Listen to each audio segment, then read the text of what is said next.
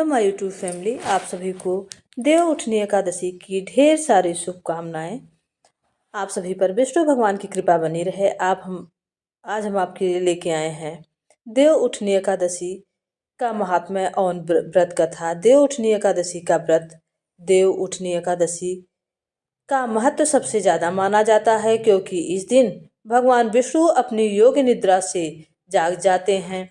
श्री हरि विष्णु भगवान के जागते ही सभी तरह के मांगलिक कार्यों की फिर से शुरुआत हो जाती है। कई लोग इस एकादशी पर तुलसी विवाह भी करते हैं, जो बेहद शुभ और फलदायी अनुष्ठान माना जाता है। कहते हैं देव उठनी एकादशी का व्रत सभी तरह के दुखों से मुक्ति दिलाता है। तो वहीं देव उठनी एकादशी की कथा पढ़ने से वैकुंठ धाम की प्राप्ति होती है। चलिए जानते हैं देव उठनी एकादशी की पौराणिक कथाएं। व्रत के बाद कथा पूर्ण रूप से सुनने से ही, भाव से और प्रेम से सुनने से ही व्रत पूर्ण होता है और व्रत का पूर्ण फल प्राप्त होता है।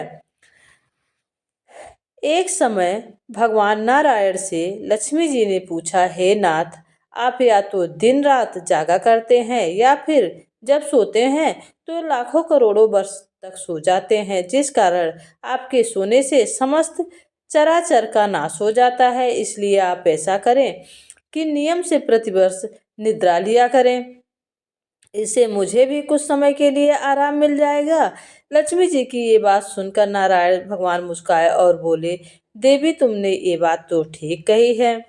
मेरे जागने से सब देवों और खासकर तुमको कष्ट होता है। तुम्हें मेरे कारण जरा भी अवकाश नहीं मिलता। अतः तुम्हारे कथन के अनुसार आज से मैं प्रतिवर्ष 4 महीने के लिए वर्षा ऋतु में शयन किया करूंगा। उस समय तुमको और देवगणों को अवकाश मिल जाएगा। मेरी यह निद्रा अल्प निद्रा कहलाएगी।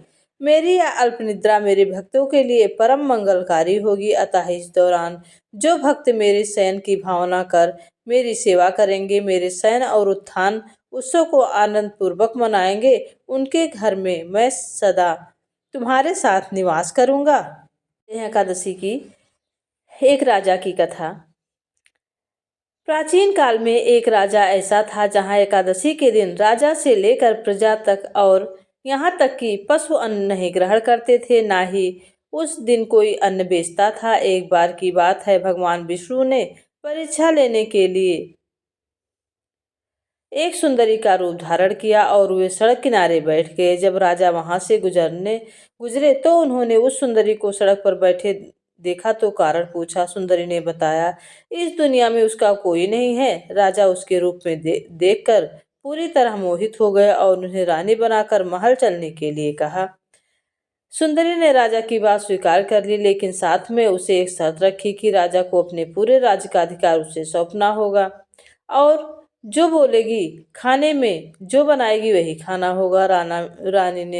राजा ने बड़े ही आसानी से उसकी शर्त मान ली। अगले दिन एकादशी पर सुंदरी ने बाजार से अनाज बेचने का आदेश दिया और साथ ही वो मांसाहार भोजन बनाकर राजा को खाने पर मजबूर करने लगी। राजा ने इस चीज का विरोध करते हुए कहा कि आज एकादशी है, मैं इस दिन व्रत रखूंगा और सिर्फ फलाहार ही ग्रहण करता हूँ। इस पर रानी ने राजा को अपनी शर्त याद दिलाई और कहा कि अगर वह आज के दिन मांस, मंजरा और सेवन नहीं करेंगे तो बड़े राजकुमार का सिर काट देगी। राजा ने अपनी इस स्थिति का जिक्र अपनी बड़ी रानी से किया। तब रानी ने राजा से अपने धर्म का पालन करने की बात कही। वो अपने बेटे की कुर्बानी के लिए तैयार हो गई। राजा ने भी अपने पिता को धर्म निभाने के लिए कहा। राजकुमार ने भी अपने पिता को धर्म निभाने के लिए कहा। रानी ने भी कहा कि आप अपनी कुर्बानी दे दीजिए, लेकिन आपका धर्म नष्ट नहीं होना चाहिए। राजा अपने पुत्र का बलि देने के लिए राजी हो गए। तभी सुंदरी के रूप में भगवान विष्णु ने उन्हें दर्शन दिए और कहा कि ये तुम्हारी परीक्षा थी और इस परीक्षा में तुम सफल हो गए। भगवान विष्णु राजा से बहुत प्रसन्न हुए और उन्होंने वर मांगने को कहा। राजा ने इस जीवन के लिए भगवान विष्णु का धन्यवाद किया और कहा कि अब मेरा उद्धार कीजिए। राजा की प्रार्थना भगवान ने स्वीकार की और उन्हें मृत्यु के बाद वैकुंठ धाम प्राप्त होने का वरदान दिया कहते हैं। तब से इस एकादशी का महत्व बहुत ही बढ़ गया है। जो भी भक्ति भाव से इस एकादशी का व्रत करता है, इस एकादशी को बड़ी एकादशी मानी जाती है। साल की सबसे बड़ी एकादशी है। इसके बाद सब शुभ वैवाहिक कार्यक्रम शुरू हो जाते हैं। जब प्रभु जी अपनी योग निद्रा से जागते हैं तो सारे मांगलिक कार्य होते हैं और विष्णु भगवान का, शालिग्राम भगवान का तुलसी माता से विवाह होता है। आज के दिन तुलसी पूजन का बहुत ही बड़ा महत्व है। अगर आपके घर में सुख समृद्धि की कमी है तो आपको क्या करना है, थोड़ा सा कच्चा दूध लेना है गाय का और उसमें थोड़ा सा पीला हल्दी, लाल चंदन डाल लेना है और तुलसी माता को अर्पण कर देना है और घी का दीपक जला के ओम नमो भगवते वासुदेवताय मंत्र का जाप जो है आपको 11-21 बार, जितनी आप कर सकते हैं श्रद्धा अनुसार करके, और धूप दीप करके माँ की आरती करें। और इससे करने से आपके घर में सुख समृद्धि की कमी नहीं होगी और आपके घर में यश वैभव बढ़ता रहेगा। विष्णु भगवान की एकादशी व्रत जो लोग करते हैं उन्हें चाहिए कि विष्णु मंत्र का जाप 11 बार से 21 बार अवश्य ही करें और विष्णु भगवान को घी का दीपक अवश्य ही लगाएं।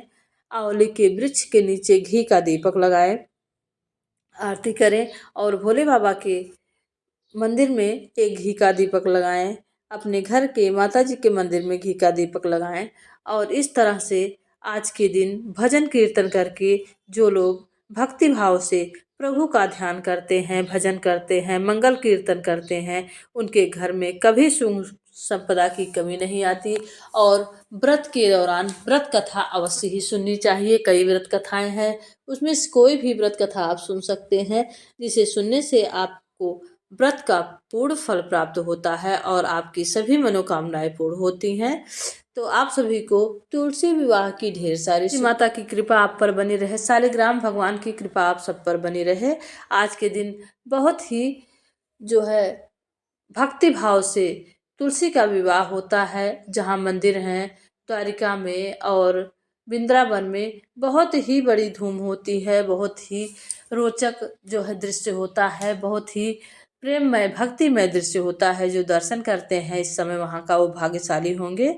तो हमारे पास जो इस समय है भगवान हर जगह है, माता तुलसी हर जगह है। जहाँ भी भक्ति भाव से उनका ध्यान किया जाए वहाँ पर प्रभु विराजमान रहते हैं और हमारी मनोकामनाएं पूरी करते हैं, हमारे कष्टों को हरते हैं। तो हम भक्ति भजन से अगर आज एकादशी के दिन पूजा करते हैं तो तुलसी माता की कृपा भी आज हम पर मिलती है और माँ लक्ष्मी